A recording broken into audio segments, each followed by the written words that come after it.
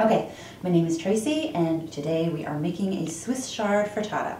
You will need about 3 to 4 cloves of garlic minced, about half of an onion chopped, a yellow onion medium size, about 8 ounces of cubed cheese. We like to use a spicy habanero jack, extra virgin olive oil, salt, preferably kosher salt to taste, and pepper. And then we have 1 bunch of Swiss chard, the stems removed, cleaned and dried, which is really important because you don't want all that moisture going into your frittata. And we use about 6 to 8 eggs. Okay, so as Tracy mentioned, we use 6 to 8 eggs. We're using 7 today. Basically, what I like to do is whip them up really well so that they can be as fluffy as possible once we get them in the pan. You get a lot of air in there.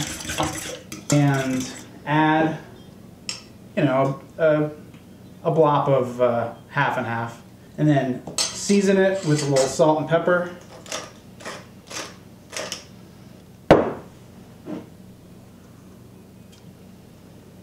Mix that up. Now the first thing that we do over by the stove is heat up the pan, and we're going to sweat the garlic down a little bit. Put it up to sort of a low-medium heat and get the pan nice and warm.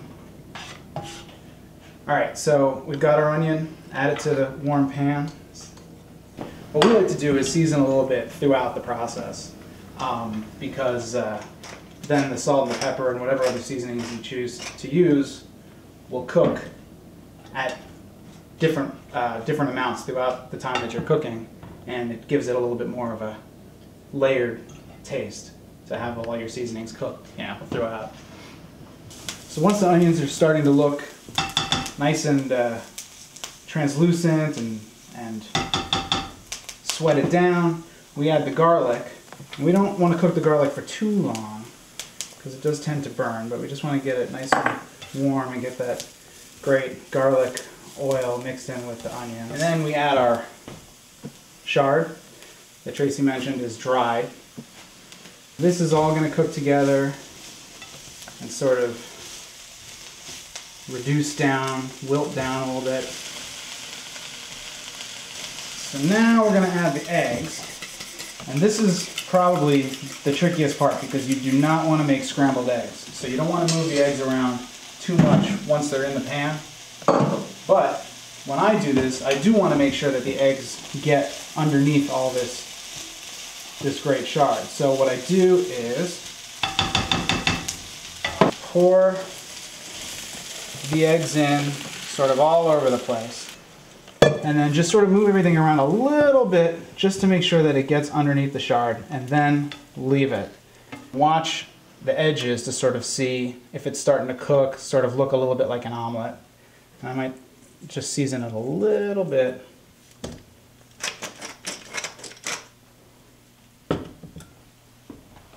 And then once it's starting to look kind of like an omelet, just around the edges, I'm going to add about half my cheese, and we're going to save the other half for later.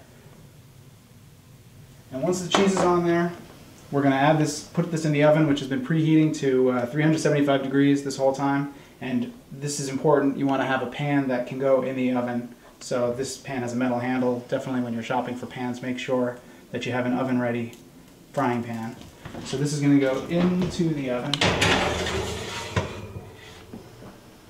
And it's going to be in there for about 10 minutes.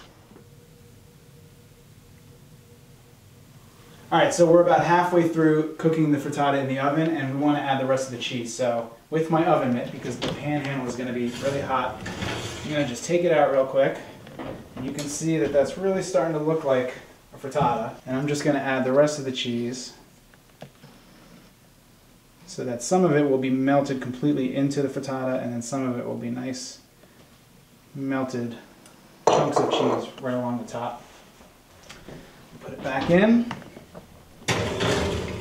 Next time we take it out, it'll be pretty much time to eat. Okay, so the frittata's been in the oven for about 10 minutes or so, and we're just going to take it out really quickly and have a look. It's looking pretty nice. It's firm, but it's soft. So we're getting ready to serve up our frittata here, and I just want to sort of with the spatula gently go around the edges and make sure that it's separated from our nonstick pan here. And you can see if you gently lift it up, it's got this nice cooked color underneath the eggs here, so you really know that it's cooked properly.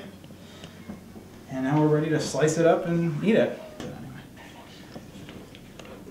So you'll see on the inside, you can see all the ingredients that we've got in there, and it just looks really nice.